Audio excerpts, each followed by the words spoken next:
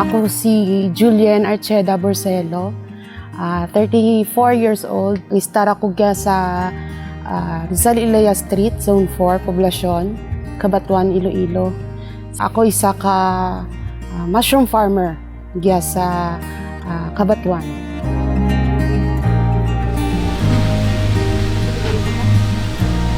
Welcome sa Inday's Mushroom Farm. Sulod yung amo niya ako nga working area.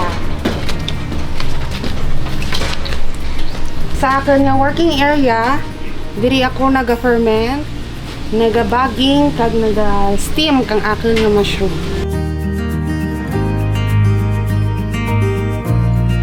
Nung nagsugod ako mag-venture sa mushroom farming sang 2020, mga last month of 2019, that's pandemic pa, nangita ako kang business nga pwede ko maubra. Sa sulod lang ka paniulay kahit hindi man ako pwede ka travel pa o kung nakaguwa-guwa, hindi ka kapag gusto ka paguwa. So, nangita ako kang source of income ko nga pwede ko maubra lang lang sa amon balay. So, that's why nga napilian ko ang mushroom farming kay sa pagma-mushroom, pwede mo siya mahimo diyan lang sa inyong lugar, sa inyong backyard.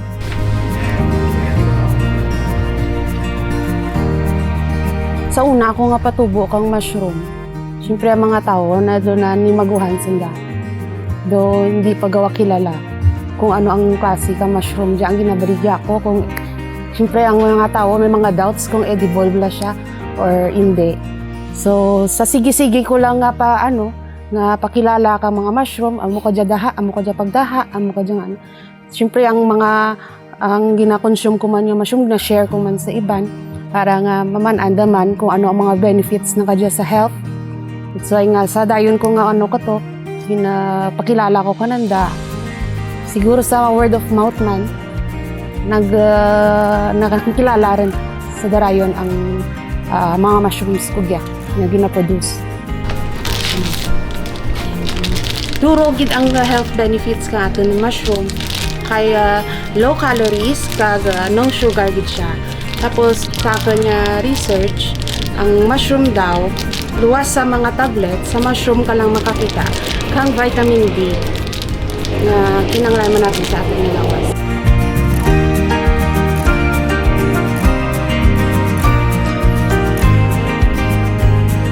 Akon nga farm technically assisted kang Municipal Agriculture Office kiya sa Cabanatuan.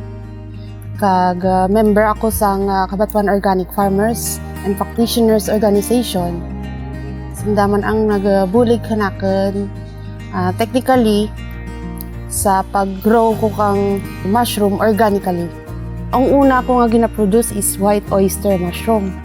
So subong, may ara naman ako sang brown oyster mushroom. So organically grown gid ang akon nga mushroom. Actually na-certified ni siya sang Bureau of Agriculture and Fisheries Standards as certified organic sang September 26, 2023 sa subong. So amuran ang akon nga pamag-on nga safe ang akon nga mga mushroom kag edible gid katama. Miara kami nga ginhatag sa LGU nga stall sa market. Diin nga every Sunday dira kami nagabaligya kang amon mga products like mushrooms. Miara man ako nga mga customers sa akon nga mga fruiting bags. Sandala ang mag-grow, sandala ang mabaligya kang mga harvest nila.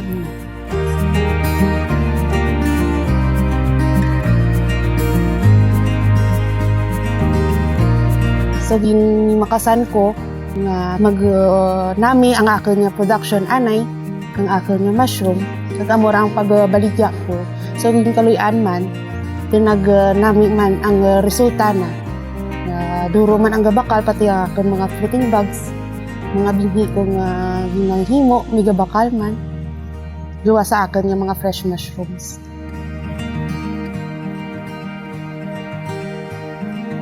Everything started low cost. Kaya ang akin nga capital is limited. Sa 7,000 kong kapital, nakaubra ako ng mga more or less 500 ka fruiting bags. Dito ko nakita kung ano kadasig ang ROI kang mushroom. Tapos eventually nagdugang naman lang ako kasi tinanamian ako. Everyday may harvest ako. May income ako adlaw-adlaw sa pagmumushroom. Hindi siya dululungan magtubo. That's why everyday ako nga nag-harvest. Kaya ginabaligya ko man. Sa 500 fruiting bags ko sang una, maka-harvest ako worth 400 pesos a day.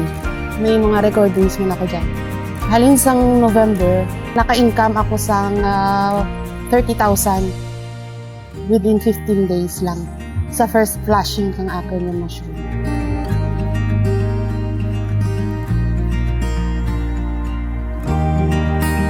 So may ara kitang mga customers around Cabanatuan, Santa Barbara, sa may Maasin, mga kalapit towns lang. Tapos may ara kita mga customers man sa mga restaurants, sa Boracay, at sa parts ng Antique. From sa akon nga growing house, ako gina siya ang ga-deliver sa kwan. Luwas lang ko sa mga layo-layo na, ginapadala ko lang sa mga bus.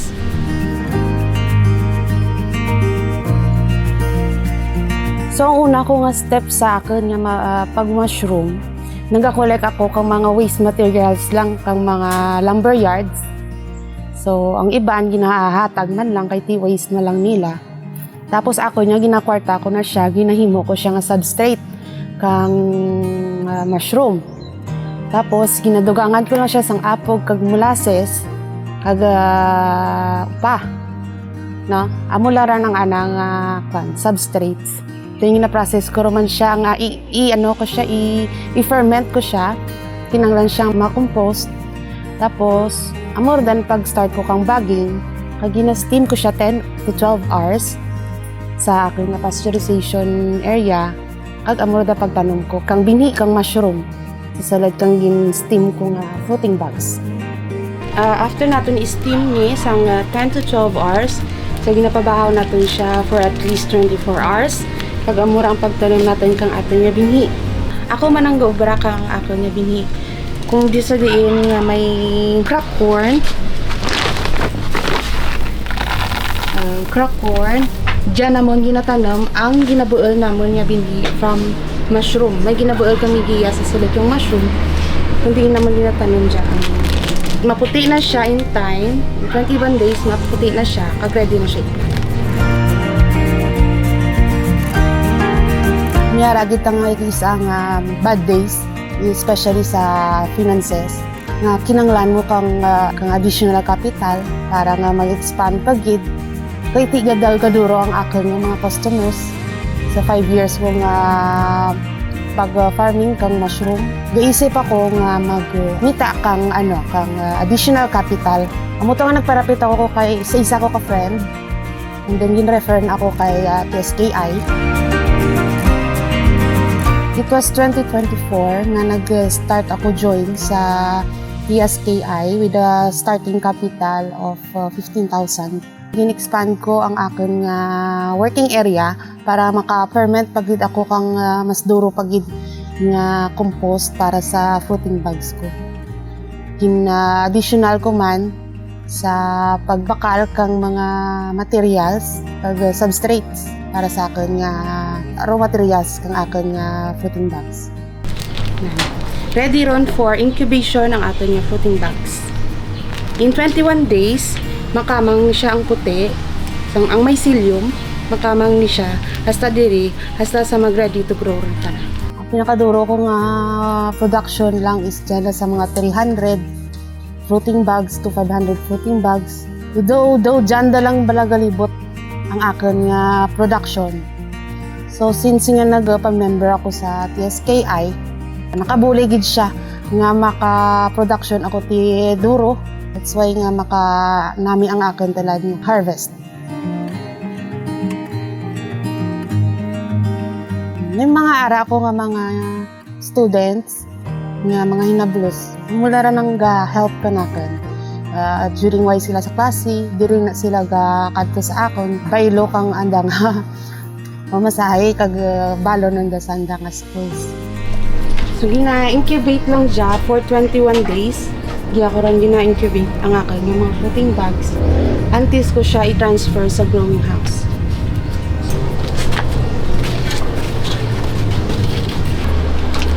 Amo dyan ang akal nga growing house. So sa tulad, ang iday kang akal fruiting bags is nandyan dun sa mga 6 months. Ron, sanda nga, gatubo. So, yun, harvest na rin siya kaina. So, 6 to 7 months siya nga matubo.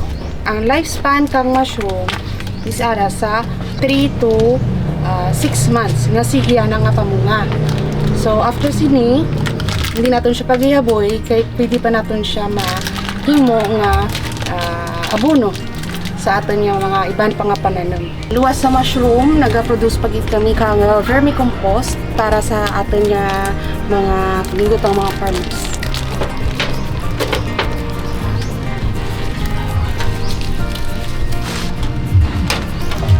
So, may-ari kita nga mga vermiworms. Kung sa di natin ginapaagi ang mga spent fruiting bags naton, ginapakaon natin sa lago para mahimo siya nga vermicompost. Amoro dyan ginabutan natin nga abono sa atin yung tanan.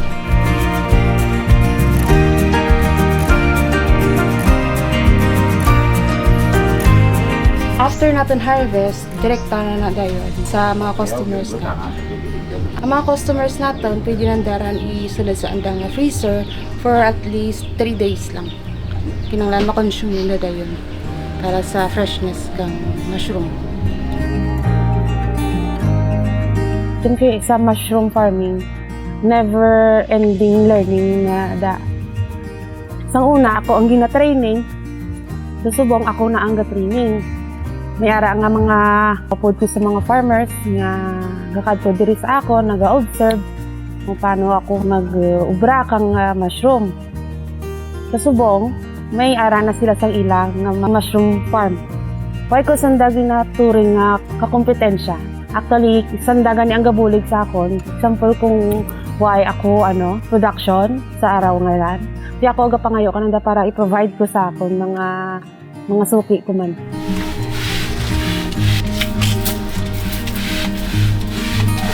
Kaya paminsan ako nga mag-explore pagid sang value-adding processing kang mushrooms, which is ang iban ko nga fresh mushrooms sa bilang pwede ko siya ma-process as mushroom atsara, mushroom pulburon, mushroom chips. No?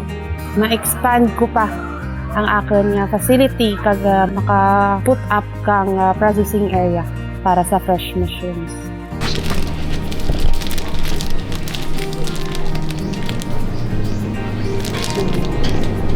Ang ining fruiting bag is reject na ni, hinatubuan na siya sa green molds. So, kinanglan siya ma-separate until siya i-transfer sa atin yung growing house. Separate natin siya. Mga tao nga interesado sa pag-mushroom farming, hindi lang kamo maghadlok nga mag-try. Mura ka ni hambal nanda nga piso is better than zero.